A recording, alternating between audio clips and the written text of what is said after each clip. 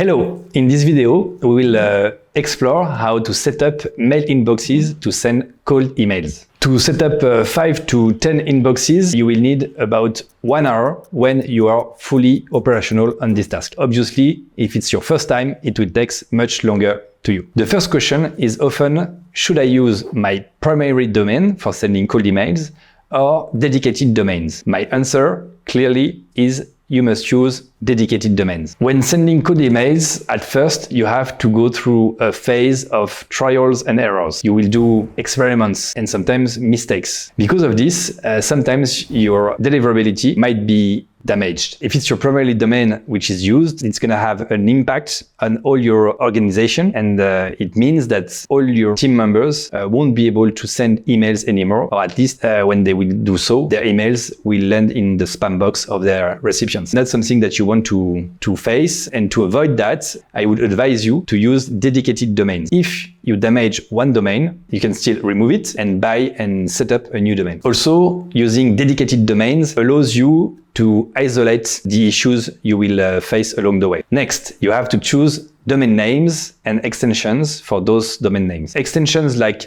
.com and country code extensions such as .fr for France, .it for Italy, .es for Spain, etc. typically offer a better deliverability than less common extensions such as .app, .tech, etc. But the difference of deliverability is very tiny. What you should avoid is free domains like .ml, .gq. Those free domains very often are used for phishing and hacking purposes, so they are very easily recognized by email service providers, and this will negatively affect your email deliverability. In general, you can start by acquiring domains with the same brand name as your primary domain. For example, at ICPs, we have both first icps.app, icps.tech, icps.email, etc. Once you have exhausted all the legitimate extensions, it's common to create variations of your brand name. For instance, you can add get or use as variation. So for ICPs, it became getICPs.com, getICPs.app, getICPs.tech, and also use ICPs.com, etc., etc. So by combining brand name variations and extensions changes, you can generate as many domain names as needed. And now that you have your dedicated domain, it's time to configure it. Start by selecting the appropriate email platform for the domain. The rule is simple. If you send emails to Microsoft inboxes, you should send it from an inbox that belongs to Microsoft. And if you send emails to Google inboxes, it's better if you send it from a Google inbox. However, it's not always easy to identify the inboxes used by your recipients, but you can use a general principle here. If you target large corporations, they are mainly on Microsoft. If you target startups or small companies, they are mainly on Google inboxes. You can also consider secondary platforms often provided by your hosting service. The deliverability of those secondary platforms when sending emails might be slightly lower, but the cost is sometimes 10 times lower compared to Google or Outlook plans. Next, you need to configure your DNS records, including SPF, DKIM, and DMARC. These records are added to your domain's DNS settings. Properly configuring these records will significantly improve your deliverability. Once you have configured everything about DNS records, you will create a complete profile within your email platform. Once you have configured your DNS records, it's very important that you also create a redirect between your dedicated domain for cold emails to your main website. Because very often, when receiving emails from you, your recipients will copy-paste the domain of your email address in their browser to discover your website. So you have to redirect them to your main domain name. Okay, now you have to create your email address.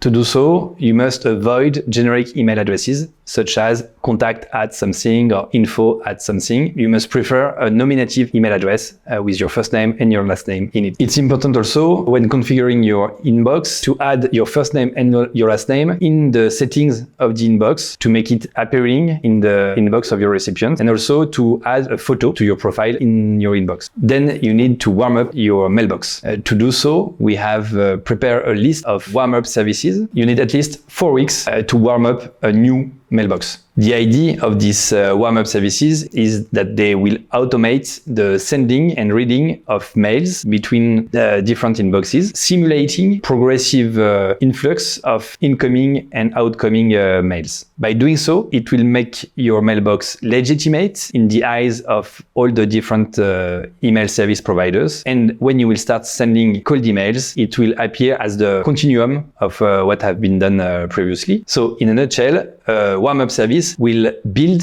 reputation to your newly born mailbox. Next, you will configure your outreach platform. You will link your mailbox with the outreach platform you have chosen. There are many of them, Lemlist, but also Instantly or Emaillia. Then you will configure the custom tracking. The custom tracking is the links that you will insert in the email, and these links will allow you to know when your messages are read and also when your links are clicked inside your messages. On your outreach platform, you have in general two options. You either use a mutualized tracking system, or you can configure your own custom tracking. Obviously, it's much better to use a dedicated custom tracking that is not mutualized with other users, because sometimes other users might do some abuses, sending too many emails and being labeled as spam senders. And so if you are mutualized with them, if you use the same tracking links than them, your emails also will be labeled as spam. So to preserve your own deliverability,